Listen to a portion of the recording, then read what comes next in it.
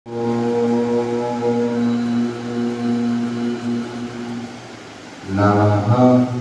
सिद्धेभ्यः।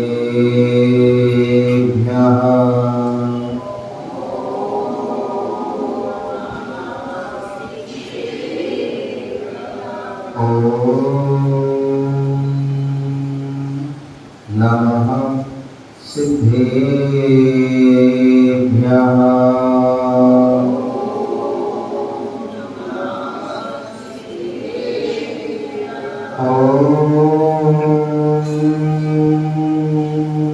नमः सिद्धेभ्यः।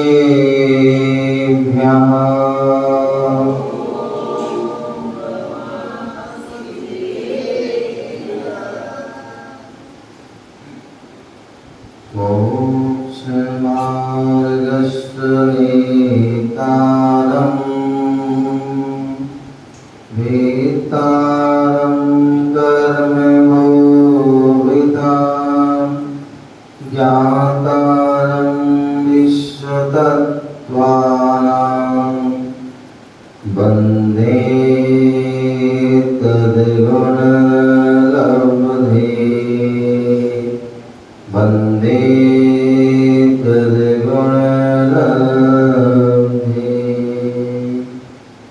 गुरु अरहं गुरु सिद्धे गुरुराचार्य पाठिका। गुरु साक्षात् परं साधु तस्मै श्री गुरुवे नमः। तस्मै श्री गुरुवे नमः। तस्मै श्री गुरुवे नमः। बोले अनंतानंद सिद्ध परमेश की भगवान की। बोले आदि प्रभु आदि ब्रह्म आदिनाथ भगवान की। बोले चिंतामणि पारसनाथ भगवान की। शासन नायक भगवान महावीर स्वामी की। परम पूज्य आचार्य भगवान गुरुदेव विराट सागर जी महाराज की। अहिंसामय विश्व धर्म की। तीर्थराज संवेद शिखर की।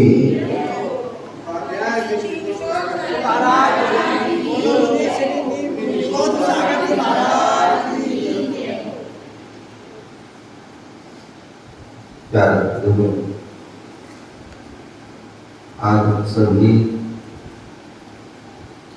पुनः भारत की राजधानी दिल्ली और दिल्ली में बुद्ध विहार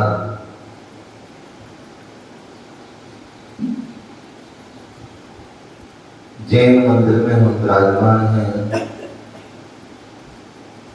जहाँ भगवान महावीर स्वामी का सम्मोहन लगा हुआ है और भगवान की जो है दिव्य ध्वनि खिली, जो आज हमें जिनवाणी के रूप में हमें प्राप्त है और उसी जिनवाणी को हम जानने का समझने का प्रयास कर रहे हैं, जो हमारे आचार्य भगवंतों ने प्राकृतिक संस्कृत आदि भाषा में इसे लिपिबद्ध किया। उसी के लिए बहुत सरल और सुगम भाषा में बहुत संक्षेप में मेरी भावना में पंडित जुगल किशोर मुक्तार जी ने जो है लिखा। कल यहाँ पर वर्णन चल रहा था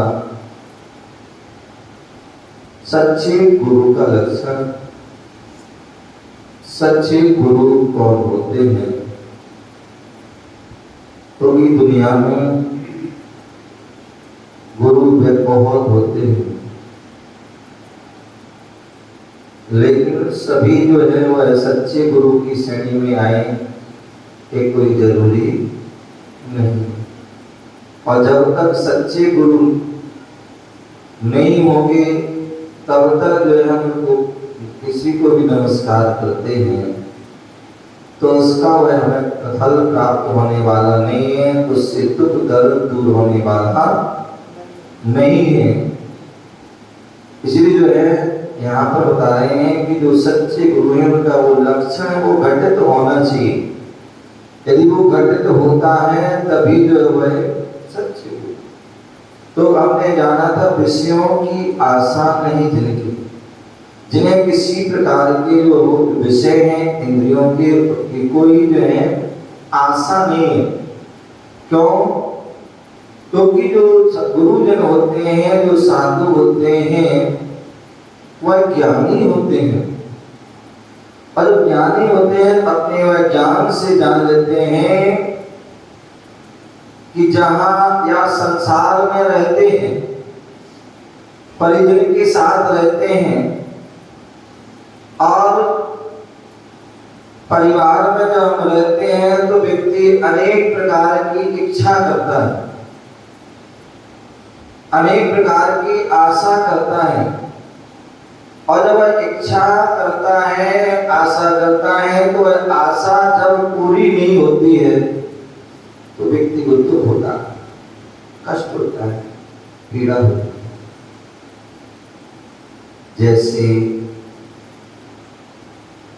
जैसे माँ एक स्त्री गर्भवती हुई,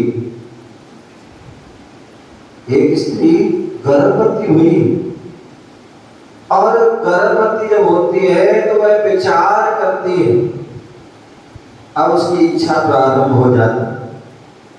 क्या इच्छा? गर्भवती हुई है, इच्छा प्रारंभ होगी, सबसे पहले मेरा पुत्र होगा। क्या होगा? बोले पुत्र होगा। क्या होगा? पुत्र होगा। या सबसे पहले वह व्यक्ति जब शादी होती है उसके बाद वह विचार करती है, इच्छा करती है कि संतान हो। क्या? संतान हो। और संतान ना हो तो, यदि संतान ना हो तो कष्ट होगा। इच्छा की उसने की जो है हमारे लिए संतान में पुत्र हो और पुत्र ना हो तो कष्ट होगा। इच्छा उसने करी कि पुत्र हो और वो जो है अच्छा पुत्र हो, संस्कारवान हो, जो आज्ञाकारी हो आदि जो है वह इच्छा और वो नहीं होती तो उसे कष्ट होता।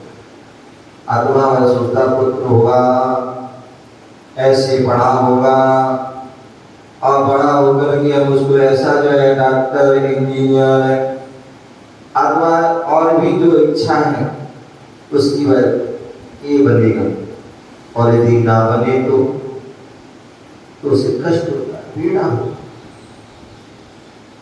है। ऐसे और भी इच्छा होती है ये बच्चा बड़ा होगा और जैसे हम इसका देख-रेख कर रहे हैं, इसकी परवरिश कर रहे हैं, इसका ध्यान रख रहे हैं, उसी प्रकार ये भी जो है बड़ा होकर के क्या करेगा? हमारी बुढ़ापे की लाठी बनेगा, बुढ़ापे में सहारा रहेगा, हमारे साथ रहेगा, हमारी सेवा करेगा आदि जो है आदि वह। और क्या हुआ? क्या हुआ? पुत्र हुआ, जैसे थोड़ा बड़ा हुआ, पढ़ाई के लिए हमने जो है उसको स्कूल भेज दिया, गुरुकुल में भेज दिया, हॉस्टल में भेज दिया और एजुकेशन के लिए हमने उसको नगर से बाहर भी भेज दिया, देश से बाहर भी भेज दिया। और जब हम एक बार उसको जब हम बाहर भेज देते हैं तो फिर वो बाहर का हो जाता है, फिर बाहर वाला हो जाता है, फिर घर वाला नहीं रहता, फिर बाहर ही जो है पढ़ाई करता है, बड़ा बाहर ही वह नौकरी ढूंढ लेता है और बाहर ही छोकरी भी ढूंढ लेता है बाहर। या हो सकता है भाई तो थोड़ा अच्छा हो, संस्कारवान तो जो है माता पिता ढूंढ लेते हैं, लेकिन शादी के बाद चलो अब जो है वह देश विदेश में रह रहा, अन्य नगरों में रह रहा है और माता पिता जो है उस नगर में। अब माता पिता जो बेटा अब आ जाए, लेकिन वो नहीं आता है। कितने बार तो ऐसा भी होता, सालों निकल जाती है लेकिन नहीं आता, फुर्सत नहीं, टाइम नहीं है।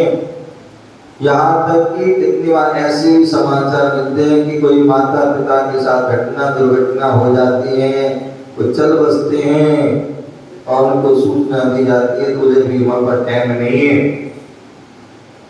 क्या नहीं है? टाइम नहीं है, फिर आएंगे और शादी तो यहाँ अब सोचिए कितना उसको कष्ट होता, कितनी पीड़ा होती। तो आशा जो की थी उन्होंने, इच्छा की थी, वो पूरी नहीं हुई, उनको निराशा। यही इसलिए बोल रहे हैं जो ज्ञानी जन होते, साधु जन होते हैं, बोले विषयों की नहीं आशा। बोले हमें किसी प्रकार के कोई विषयों की आशा नहीं करना, इच्छा नहीं करना है, क्योंकि आशा करोगे तो निराशा मिलेगी। क्या मिलेगी? जहाँ आशा करोगे वहां निराशा मिलेगी। जहाँ आप अपेक्षा करोगे, चाहे वो बेटा हो, चाहे बेटी हो, चाहे बहू हो, चाहे सास हो, नंद हो, देवानी जेठानी, बेटा पिता पुत्र आदि कोई भी पड़े, आप इच्छा करोगे, आशा करोगे तो निराशा में बदले। अपेक्षा करोगे उपेक्षा हो। इसलिए यहाँ बोले विषयों की आशा नहीं जिनके साम भाव धन रखते हैं, समता भाव रूपी जो है वह धन रखते हैं। निज पर के हित साधन निस्दिन तत्पर। कहते हैं पहले के साधु जंगल में रहते थे। क्या गीता जी? पहले के जो साधु क्या करते थे? जंगल में रहते थे और दीक्षा ली, जंगल में रहे, वहीं अपनी साधना की, तपस्या की। और यदि वहां पर कोई आ गया, भावना प्रकट करके तो दे उन्हें उपदेश दे, तो देना हो, दिया नहीं तो नहीं दिया, ऐसी होता था। लेकिन आज जो है साधु नगर में रहते, क्या नगर में रहते हैं, समाज में रहते हैं। तो उसका क्या है? पहले के साधु का जो है उत्कृष्ट सहन हुआ करता, और उत्कृष्ट सहन हुआ करता था तो आहार ना भी करे तो चल जाता। लेकिन वर्तमान में ऐसा उत्कृष्ट सहन नहीं है कि वो बिना आहार के, इसलिए वो आहार के लिए नगर में आते या नगर में, और इससे दोनों ही का उतना जो है सह हो जाता है कि तो साधु नगर में रहते हैं तो उनकी आहार आदि चर्या वह पालन हो जाती है, और यहाँ आहार की चर्या साधु की होती तो वहाँ श्रावक को भी लाभ मिल जाता है। क्या मिल जाता है? श्रावक को भी लाभ मिल जाता है। जब साधु नगर में रहते हैं उनका हमको सानिध्य मिल जाता है, उनको उनका आशीर्वाद मिल जाता है, उनके उपदेश मिल जाते हैं, जिससे पर के हित साधन। श्रावक ने साधु के लिए जो है आहार देकर के उनका जो है क्रिया की, अपनी क्रिया की, अपने धर्म का पालन किया और साधु उनको उपदेश दे करके वह अपना क्या करते हैं, अपने धर्म का। तो ये क्या है, निज पर के हित साधु।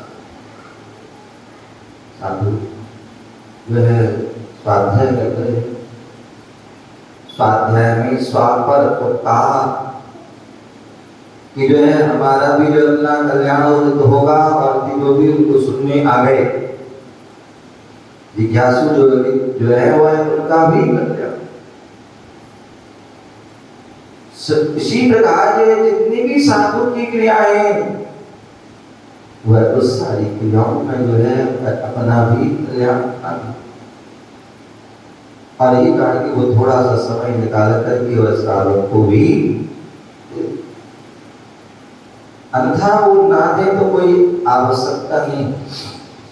लेकिन हमारा जैन धर्म कहता है परस्परोपद्रवो जीवानाम, परस्पर में हमें एक दूसरे का उपकार करना है, ध्यान रखना है। यदि श्रावक तुम्हारा ध्यान रखना है तो हमें श्रावक साधु का भी कर्तव्य, वह श्रावक का भी।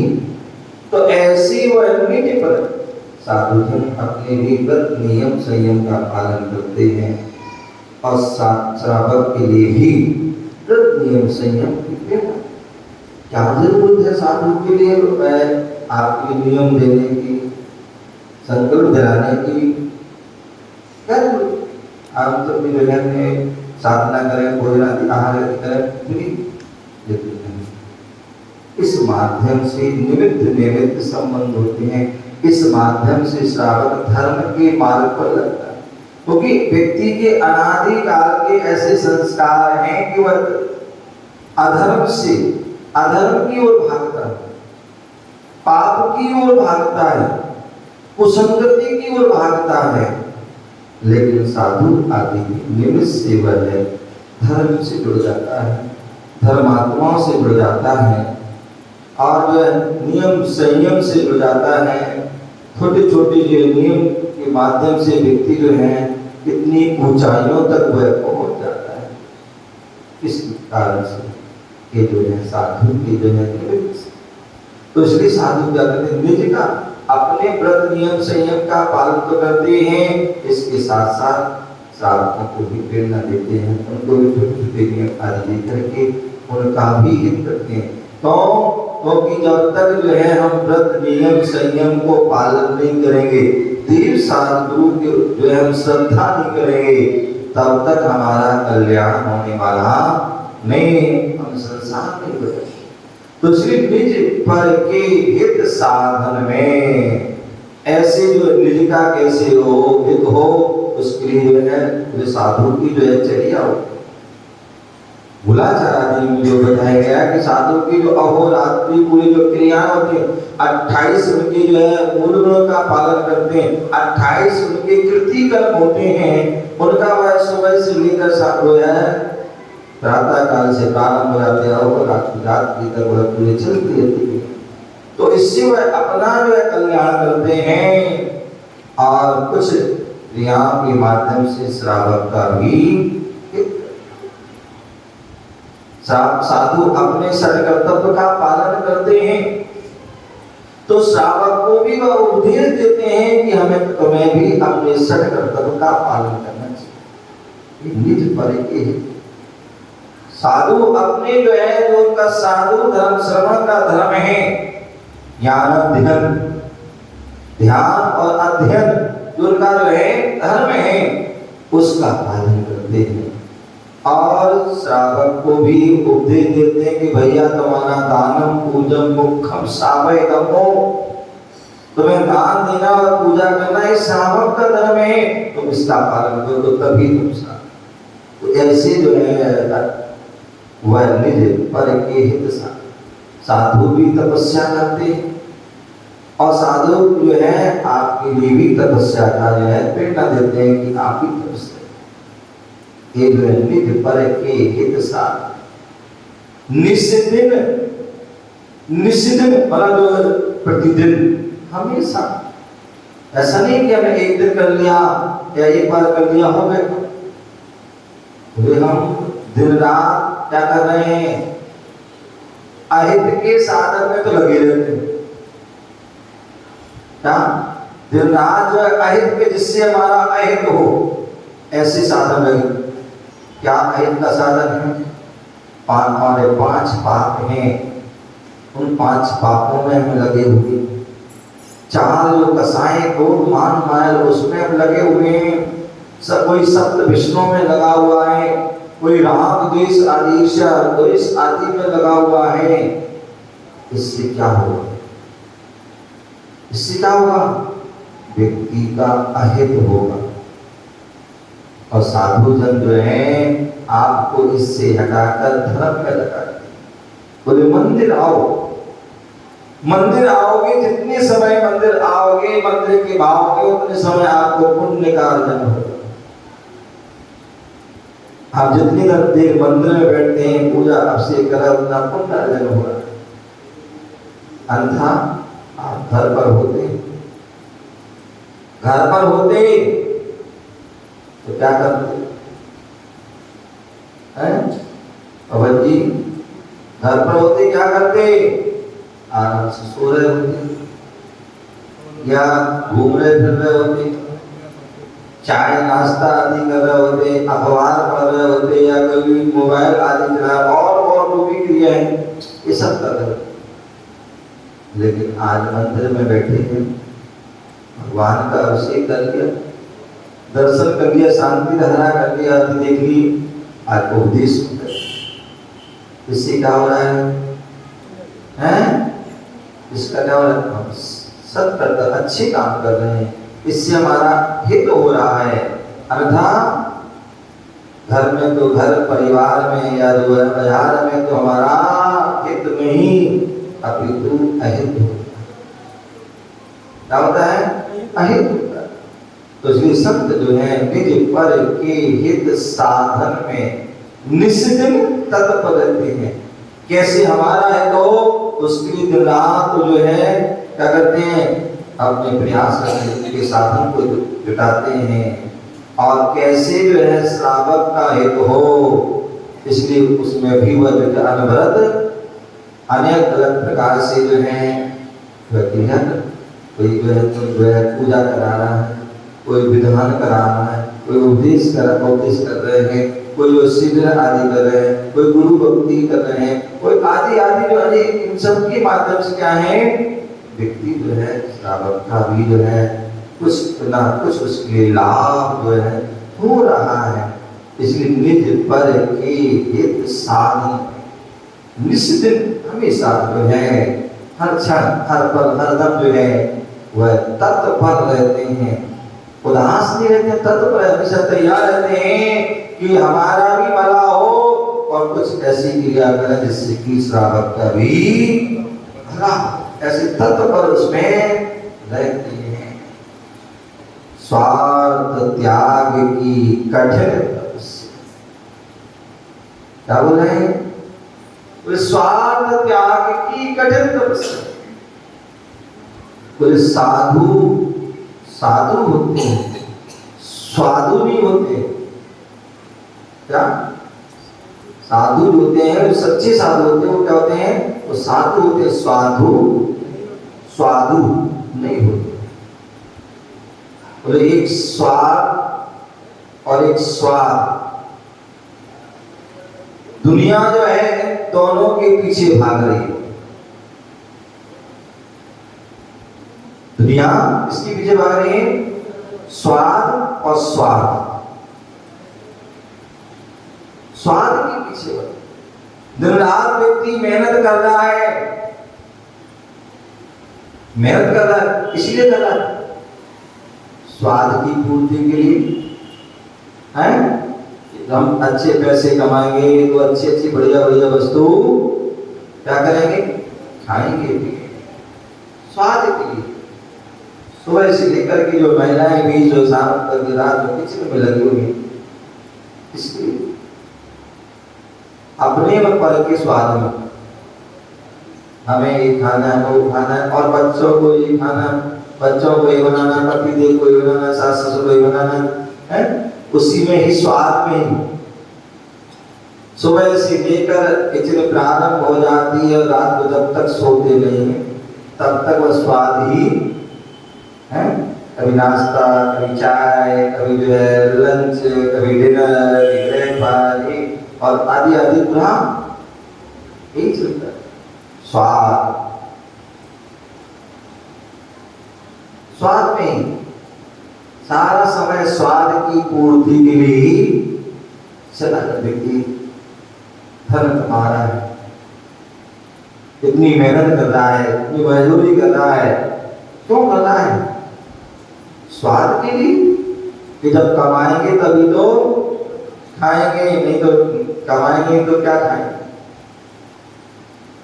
और आप कहते हैं व्यक्ति कितना कमाते हो, सुबह से लेकर शाम तक कमाते हो, दोनों हाथ से कमाते हो। और कुछ लोग ऐसे ही होते हैं, दोनों हाथ से कमाने के बाद भी एक हाथ से नहीं खाता, एक हाथ से भी नहीं खाता। और हमारे साधु जन, संत जन हैं, वो एक हाथ से भी नहीं कमाते और फिर भी दोनों हाथ से क्या करते हैं? पदम जी, दोनों हाथ से खा रहे हैं। यहाँ इतने हम कमाते हैं, रात कमाते हैं, फिर भी टेंशन में रहते हैं, बिल्कुल नहीं कमाते फिर भी टेंशन भी चिंता करते। तो स्वाद, साधु के स्वाद की त्यागी, स्वाद के लिए वो तो भोजन करना नहीं चाहते, लेकिन करना पड़ता है, करना पड़ता है, क्योंकि इस शरीर को चलाना है, साधना करना है, तो उनको जो है भोजन आहार करना पड़ता है। लेकिन फिर भी जो है भोजन करते तो हैं, भोजन करते हैं, लेकिन जो है अपने नियम संयम का पालन करते हुए पूरे जो 46 दोषों से जो है रहित भोजन होना चाहिए, तभी करेंगे, अन्यथा नहीं करेंगे। 32 अंतराय आदि को टाल करके भोजन करेंगे, 14 मल दोष आदि है उनको टोल करके जो है उसका आहार करते हैं। विधि मिलती है तो ही भोजन करते हैं, अन्यथा नहीं करते। तो ऐसे जो है क्या है, वो स्वाद और स्वाद दिन रात जो ग्रस्त है, वो हर व्यक्ति जो है स्वार्थ में लगा हुआ है, स्वार्थ में लगा हुआ है। स्वार्थ पूर्ति करने के लिए छल भी कर रहा है, कपट भी कर रहा है, मायाचारी कर रहा है, वैर क्रोध भी सब कुछ कर रहा है स्वार्थ से। लेकिन साधु ने बोल दिया, बोले घर छोड़ना कोई सरल बात है, कपड़े छोड़ना, परिवार छोड़ना बड़ी सरल बात है। इसके लिए कठिन साधना, उपवास करना भी कठिन साधना नहीं गई। कठिन साधना क्या है? कठिन साधना क्या है? स्वार्थ और स्वाद,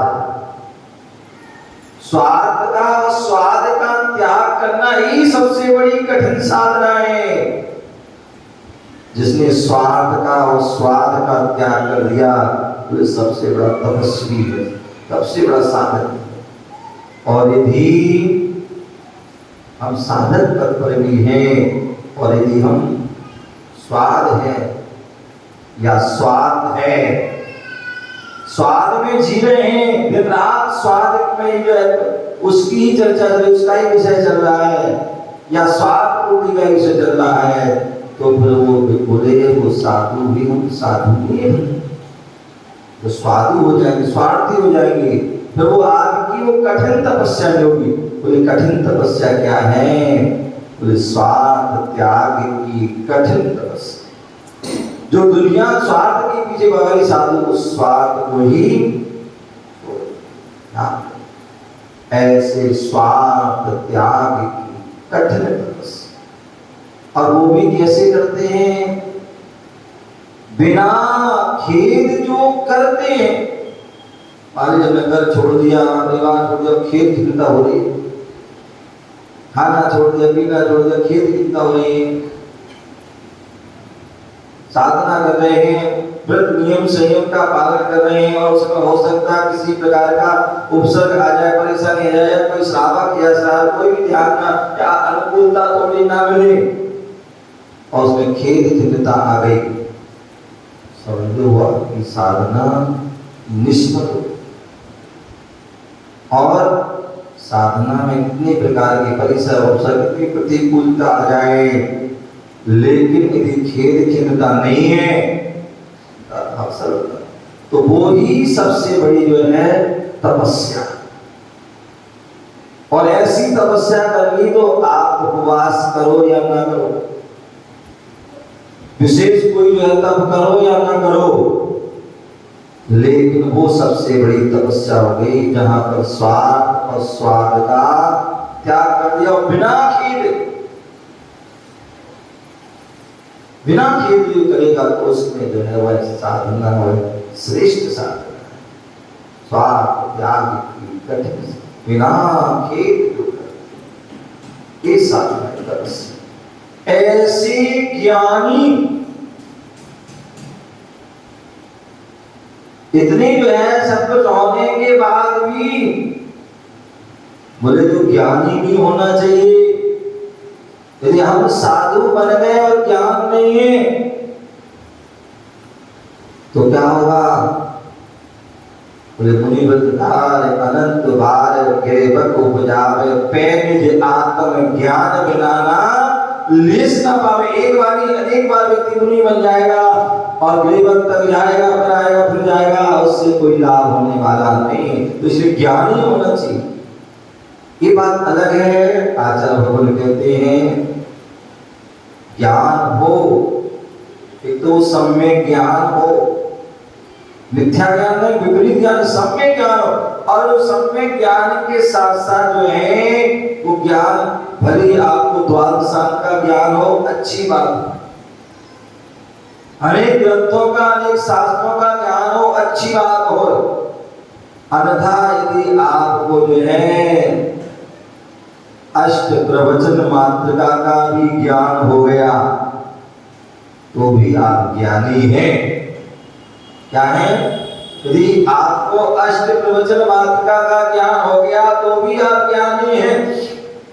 अष्ट प्रवचन मात्र क्या है?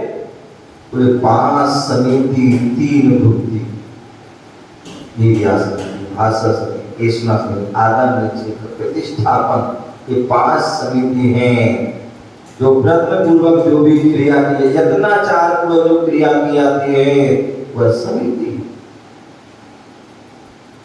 समिति प्रकार से जो क्रिया की वो समिति। ईरिया समिति देख करके चल रहा, 4 हाथ जमीन देख करके चल रहा, वो ईरिया समिति। क्या 4 हाथ जमीन देख करके चल रहा है, वो ईरिया समिति है।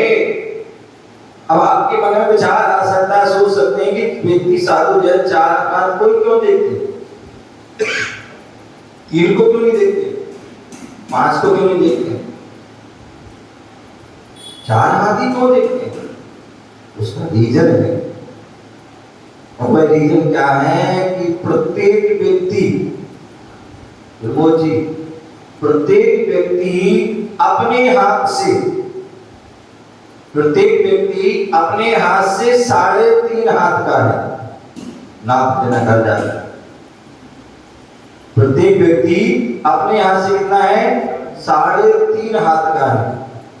और यदि चलते समय उसे जो है ठोकर लग जाती, गिर जाता है, तो वह बहुत से वक्त आधा हाथ और आगे जाएगा, इससे ज्यादा। इसलिए जो 4 हाथ जमीन पर देख करके चलते। दूसरी बात जो है 4 हाथ इसलिए होते हैं क्योंकि 4 हाथ सहज है। यदि 2 हाथ 3 हाथ देखना पड़ेगा तो आपको झुकना पड़ेगा, 5-6 करना पड़ेगा तो आपको जोर दिखाना पड़ेगा, जोर डालना पड़ेगा, और वो ज्यादा देर नहीं कर सकते। लेकिन 4 हाथ सहज देता, तो वो ईजस भाषा से हित मित्र प्रिय वचन बोल रहे। जब भी बोलेंगे हित मित्र प्रिय वचन, अहितकारी वचन नहीं, असीमित नहीं, अप्रिय नहीं, हित मित्र प्रिय।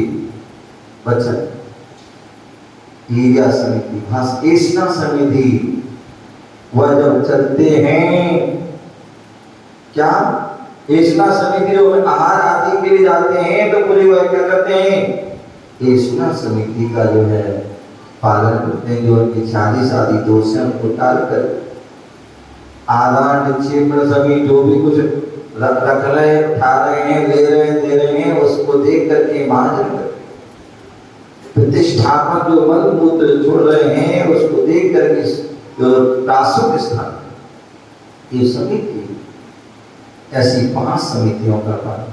3 गुप्ती जो मन वचन काय जो है जो हमारे यहाँ वहाँ भागते हैं, अशुभ आदि क्रिया करते हैं, अशुभ सोचते हैं, अशुभ बोलते हैं, तो उसको जो है उन तीनों की क्रिया को अशुभ से बचाकर शुभ कर संकुचित कर देना। तो ऐसी गुप्ती, इन गुप्तियों का ज्ञान होना। तो ऐसे 5 समिति 3 गुप्ती जो है अष्ट प्रवचन मात्रकाएं हैं, इनका ज्ञान हो गया तो भी आप जो है ज्ञानी हैं। और ऐसा ज्ञानी भी भेद विज्ञानी कहा जाता है, और ऐसा ज्ञानी ही आगे चल के केवल ज्ञानी भी हो जाता है। क्या हो जाता है? केवल ज्ञानी हो जाता है। तो बोले ऐसे ज्ञानी, और धारणा ज्ञानी के साथ साथ क्या कहा है? साधु कहा है। अंधा बहुत से ऐसे लोग हैं, बहुत से ऐसे लोग हैं जिन्होंने बड़े बड़े श्रावक श्राविका है, क्रिया पंडित आदि हैं, विद्वान हैं, जिन्होंने बहुत सारे बड़े बड़े ग्रंथों को पढ़ दिया और अपने आप को बड़ा ज्ञानी समझते हैं। क्या समझते हैं? ज्ञानी समझते हैं। ज्ञाना समय साथ आदि ग्रंथ में आचार्य कुंद स्वामी ने उनको ज्ञानी नहीं कहा, जो निर्ग्रंथ जो है गुरुजन है उनको साधु को क्या कहा है? ज्ञानी का।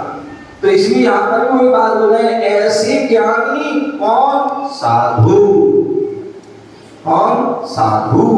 तो जो साधु हैं वो ऐसे ज्ञानी जो है ज्ञानी साधु होंगे, वही क्या करेंगे? दुख समूह को हरते। क्या? जो ऐसे जो है गुणों से, ऐसे जो लक्षण से जो सहित होंगे,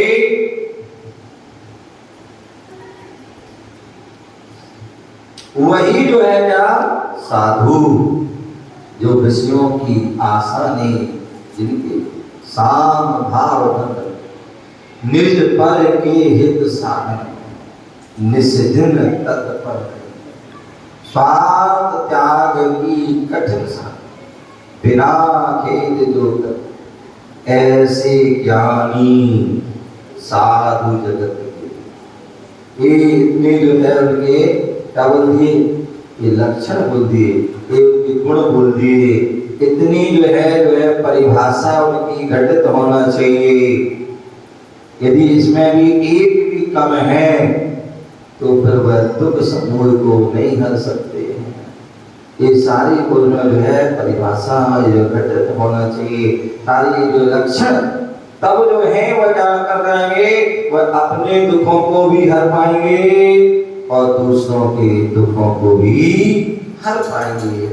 अब हमें विचार करना है कि हम जहाँ जा रहे हैं, जिनके पास जा रहे हैं, जिनको हम नमस्कार कर रहे हैं, जिनको हम गुरु मान रहे हैं, क्या वो इन लक्षण से सहज हैं? यदि वो इन लक्षण से सहज हैं, अंधा आज बड़ी जो है विचित्रता है, व्यक्ति इतना जो है भटक गया है, ना उसे सच्चे परमात्मा का ज्ञान है, कहीं भी जिसने जो कह दिया और वहीं वो चलना, भीड़ देख करके, क्या भीड़ देख करके, चमत्कार आदि देख करके, बाहरी जो है वो देख करके, दिखावा देख करके व्यक्ति भटक जाता है। और एक बार जो भटक गया तो भटकता ही रहता है। इसलिए ध्यान रखिए, हमें सत्य जीवन जब मिला है, मनुष्य जीवन मिला है, भटकने के लिए मिला है, भटकन से बचने के लिए मिला है मनुष्य जीवन। और इस जीवन भटकने से बच गए सो बच गए, अन्यथा और किसी भव में भटकने से नहीं बच सकते।